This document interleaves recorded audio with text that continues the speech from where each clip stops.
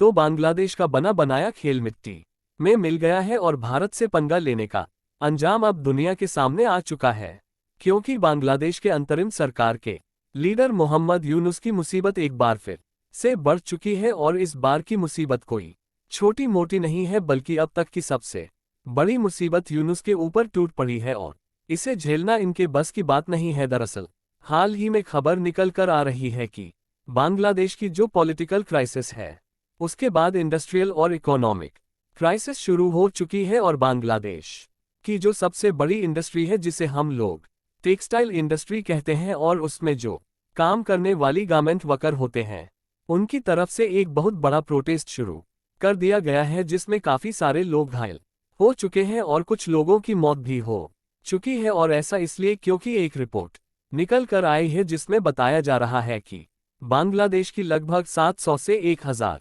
Factories बंद हो चुकी हैं, जिसके कारण हालात हद से ज्यादा गंभीर होने के कारण सभी वर्कर अब सरकार के खिलाफ रोड पर उतर चुके हैं। आखिर बांग्लादेश के इस नए प्रोटेस्ट से भारत पर कौन सा असर पड़ेगा, इसको तो हम आपको बताने ही वाले हैं। साथ ही आपको ये भी बताएंगे कि भारत से पंगा लेने के दौरान अब बांग्लादेश के ऊपर कौन कौन सी नई मुसीबत आ चुकी है। लेकिन आगे बढ़ने से पहले इस वीडियो को एक लाइक करके चैनल को सब्सक्राइब जरूर कर लीजिए, क्योंकि यह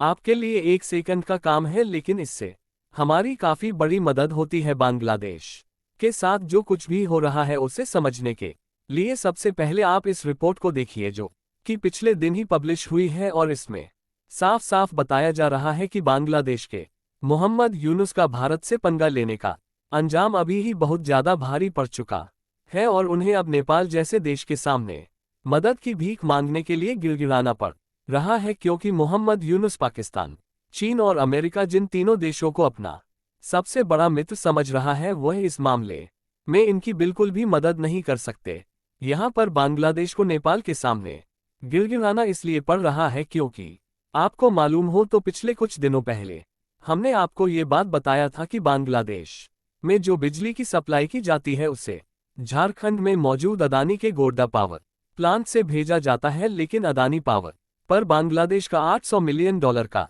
बकाया हो चुका है और यूनुस के द्वारा इसका भुगतान नहीं किया जा रहा है, जिसके कारण अभी कुछ दिन पहले अदानी पावर ने बांग्लादेश को सीधा धमकी भी दिया था कि या तो हमारे बकाया पैसे दीजिए, नहीं तो हम तुरंत बिजली की सप्लाई काट देंगे। हालांकि ऐसा कहने के बाद भी इन्होंने इसका तनिक भी पेमेंट नहीं किया, क्योंकि इनके पास बकाया चुकाने के लिए पैसे नहीं है। लेकिन कई दिनों के इंतजार के बाद अभी कुछ दिन पहले बांग्लादेश की तरफ से अदानी पावर को केवल $100 मिलियन बकाया चुकाया गया, लेकिन बाकी के $650 मिलियन का कोई अता पता नहीं है और बांग्लादेश इस पैसे को चुका पाएगा या नहीं इस बारे में कुछ भी नहीं कहा जा सकता। और शायद इसी के कारण अदानी पावर बांग्लादेश में बराबर बज नहीं भेज रही है और उन्हें नेपाल से मदद की भीख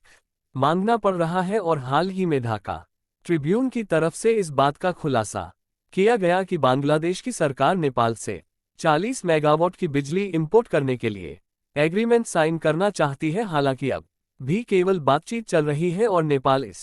हालत में बांग्लादेश की मदद करने के लिए हाथ आगे बढ़ाएगा या नहीं इसका कंफर्मेशन अभी खुद नेपाल ने नहीं दिया है। और वैसे भी नेपाल इस बात पर तैयार भी हो जाता है तो बांग्लादेश को इसमें फिर भी भारत से ही हेल्प लेनी होगी, क्योंकि इसकी जो ट्रांसमिशन लाइन है वह भारत के इलाके से ही होकर गुजरेगी, यानी कि इसका सारा कंट्रोल भारत के ही हाथों में है। और भारत मना कर देता है तो इनका बना बनाया प्लान फेल हो जाएगा। यानी कि देखा जाए तो बांग्लादेश की नई अंतरिम सरकार के हेड मोहम्मद यूनुस ने ये सोचा था कि भारत से पंगा लेंगे और भारत को अपने तेवर दिखाएंगे तो चीन और अमेरिका उनकी मदद करेंगे। हालांकि इनका ये सोचना कुछ हद तक ठीक था, लेकिन इन्हें इस बात का अंदाजा नहीं है कि अपने पड़ोसी देशों के साथ किस तरीके से रिलेशन बनाकर रखना चाहिए, और वह भी भारत जैसे देश के साथ जो कि हमेशा ही अपने पड़ोसी देशों की सबसे ज्यादा मदद करता है। फिलहाल इन्होंने भारत को तो आंखें दिखाई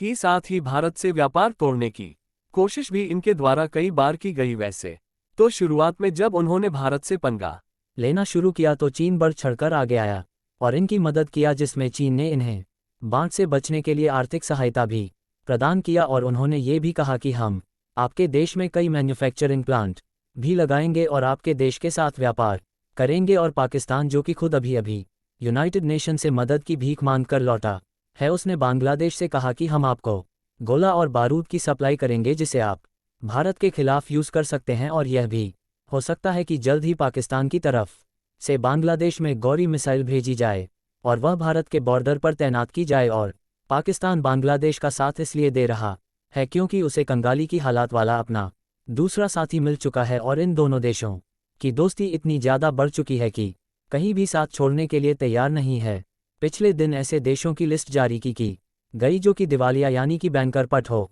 चुके हैं, तो उसमें पहले नंबर पर पाकिस्तान और तीसरे पर बांग्लादेश था, क्योंकि बांग्लादेश दूसरे देशों का बकाया पैसा नहीं चुका पा रहा है और साथ ही इनका जो मेन बिजनेस टेक्सटाइल इंडस्ट्री का था वह भी इन हालातों के कारण ठप हो गया है। और इसका नतीजा ये हुआ कि बांग्लादेश के गारमेंट वर्कर जो कि फैक्ट्रीज में काम कर रहे थे, उनके पास खाने के लाले पड़ गए हैं, जिसके कारण बांग्लादेश की एक जानी मानी लोकेशन है आशुलिया, जहां पर सबसे ज़्यादा गारमेंट्स फैक्ट्री है। वहीं पर गारमेंट वर्कर्स ने इकट्ठा होकर 2 दिन पहले सरकार के खिलाफ काफ़ी भीड़ के साथ प्रोटेस्ट करना शुरू कर दिया और आज तीसरा दिन है, लेकिन अभी तक ये विरोध प्रदर्शन थमने का नाम नहीं ले रहा, बल्कि और ज़्यादा बढ़ चुका है। यहाँ तक कि पुलिस नाकाबंदी का भी इस प्रोटेस्ट पर कोई असर नहीं पड़ रहा है। और इन वीडियो फुटेज में देख सकते हैं कि किस तरीके से रोड जाम पड़े हुए हैं, क्योंकि विरोध प्रदर्शन के कारण नबीनगर से लेकर बाईपैल और कबीरपुर तक कई किलोमीटर तक यातायात जाम हो गया। नबीनगर से बाईपैल तक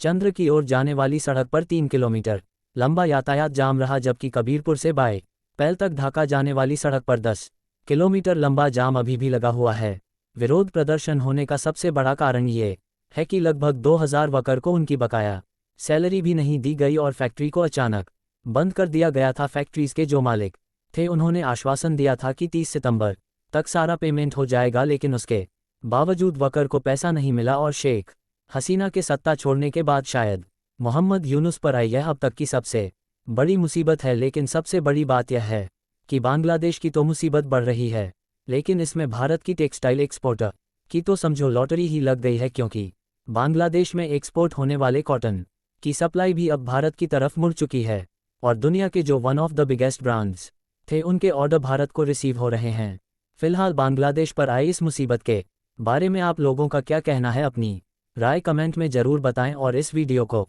एक लाइक करके अपने मित्रों तक शेयर ज़रूर करें ताकि उन्हें भी जानकारी मिल सके। और हमने काफ़ी रिसर्च करके आपके लिए वीडियो लाया है, तो चैनल को भी सब्सक्राइब करके बेल आइकन को ऑल पर ज़रूर सेलेक्ट करें। जय बजरंग बाली।